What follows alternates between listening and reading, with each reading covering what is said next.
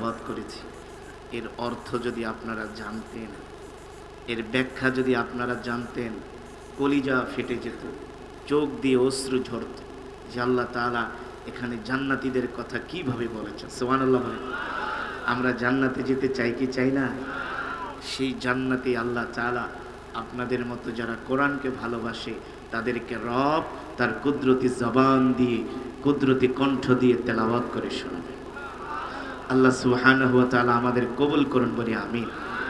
আপনারা যারা এই মাজমায় এই গভীর রজনী পর্যন্ত বসে আছেন, আপনারা ঠকেন নাই, আপনারা জিতেছেন। বলবো কিভাবে জিতেছেন? বলবো আমি সূরাতুল ইখলাস শরীফ 3 বার পড়েছি। কয়বার? জোরে বলুন, কয়বার? আল্লাহ রসুলের হাদিস তিরমিজির বর্ণনায় আসছে, সাহাবী আবু সাঈদ আল খুদরি রাদিয়াল্লাহু তাআলা আনহু থেকে হাদিসটি বর্ণিত। আল্লাহর নবী বলেন, কেউ যদি সূরাতুল ইখলাস 3 বার তেলাওয়াত করে, আল্লাহ তাআলা তার আমল নামায় পূর্ণ 1 খতম কোরআনুল কারীমের সওয়াব দান করে। তাহলে এই মাহফিলে যত মুসলমান আছেন তত খতমে কোরআনের সওয়াব হয়েছে। সবাই মিলে 1 খতম না, এক একজনে 1 খতম। খুশি নাকি বেজার? বলি আলহামদুলিল্লাহ। আমি মাত্র 2-3 মিনিট কথা বলবো। যদি আপনাদের কষ্ট হয় তাহলে এখনই মোনাজাত দিয়ে দেব। কষ্ট হচ্ছে আপনাদের? 2-3 মিনিট কথা বলবো তো ইনশাআল্লাহ। আপনারা অনুমতি দিয়েছেন? হ্যাঁ, আমি মেহমান, আপনারা মেজবান। মেহমানের কদর করা মেজবানের দায়িত্ব, ঠিক কিনা বলুন? আর একে তো আমি মেহমান, আবার দ্বিতীয়ত ঈদের সময়। কিসের সময়? ঈদের সময়। আমাদের ভাই সোহেল ভাই না, হ্যাঁ, ঈদের সময় প্রোগ্রাম করেছি। গতকালকে ছিলাম জয়পুরহাটে। জয়পুরহাটের মানুষগুলো এত পাগল, হুজুর ঈদের সময় আমাদের দেশে আসছেন, আপনার কি মেহমানদারি করব বলেন।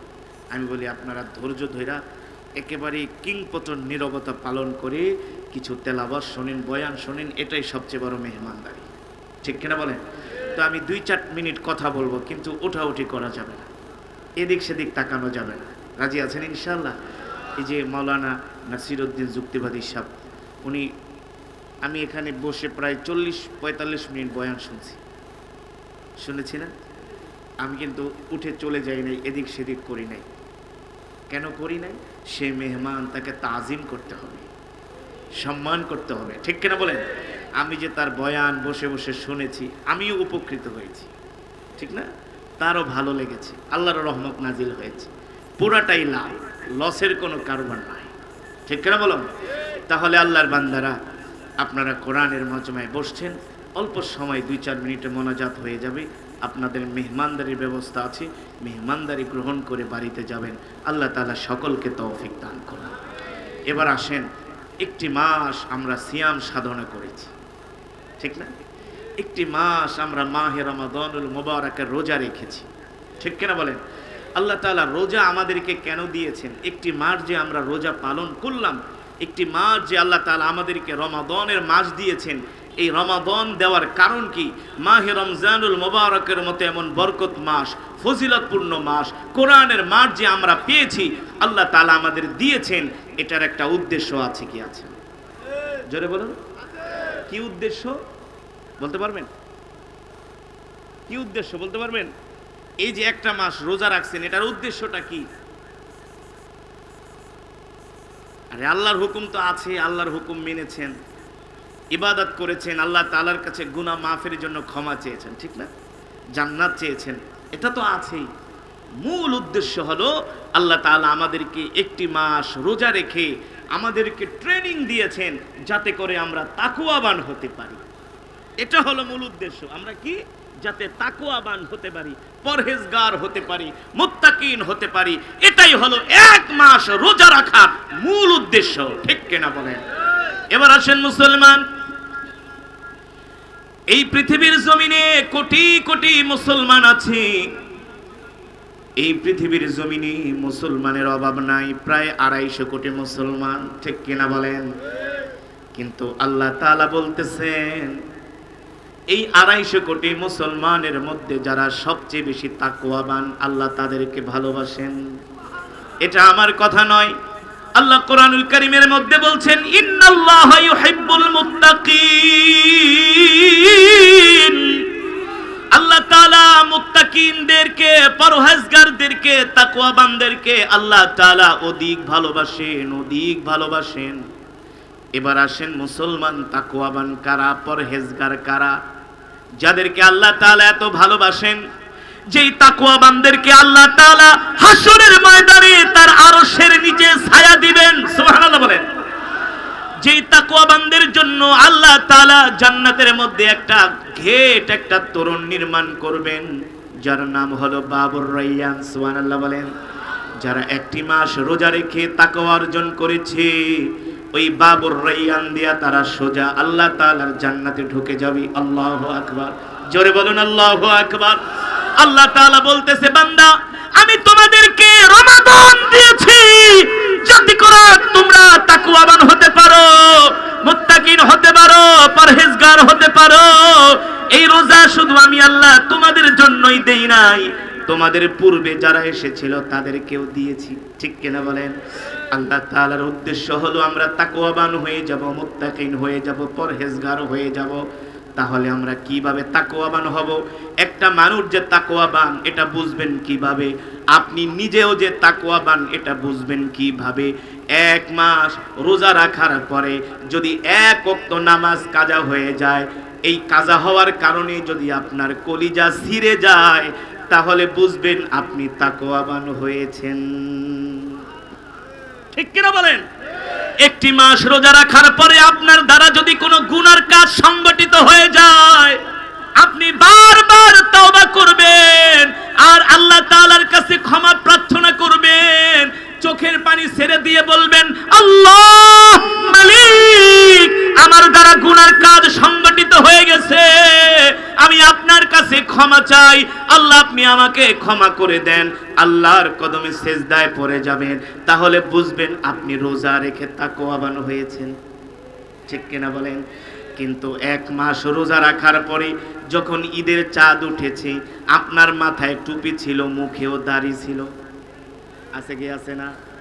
এক মাস দাড়ি রেখেছেন, মাথায় টুপি ছিল, গায়ে পাঞ্জাবি ছিল, মুখে দাড়ি ছিল, রাসূলের সুন্নাত গুলো মেনেছেন, মসজিদে নামাজের প্রথম কাতারে আপনাকে পাওয়া গিয়েছে। ঠিক কিনা বলেন? প্রতিদিন আপনি 4-5টা করে সিগারেট খান, বিড়ি খান, কিন্তু রমজান মাসে একটাও খান নাই। ঠিক কিনা বলেন? আপনি একটি মাস রোজা রাখার পরে যদি আপনি আপনার হাত থেকে সিগারেটের প্যাকেটটা ছুঁড়ে দিতে পারেন, ফেলে দিতে পারেন, তাহলে বুঝবেন আপনি তাকওয়াবান হয়েছেন।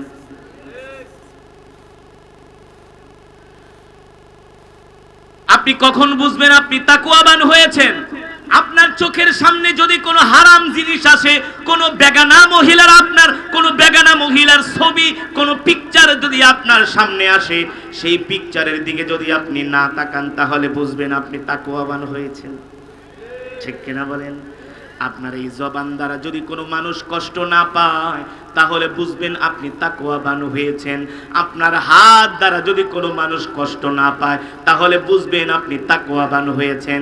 আমি যেই কথাগুলো বললাম, এই কথার সাথে যদি আপনার মিল থাকে, তাহলে আপনি তাকওয়াবান হয়েছেন। আর এক মাস রোজা রাখার পরে আপনি এক মাস সিগারেট খাওয়া বন্ধ রেখেছিলেন, যেই দিন থেকে ঈদের চাঁদ উঠেছে, ঈদের ঘোষণা হয়েছে, সেই দিন থেকে আপনি জনমের সিগারেট খাওয়া শুরু করছেন। আশেপাশের মানুষ জিগায়, ভাই এক মাস তো ঠিকই সিগারেট খাওয়া বন্ধ রাখছিলেন, এখন এত সিগারেট কেন খান? বলে এক মাসে একটা কাজা কাফারা আদায় করতেছি।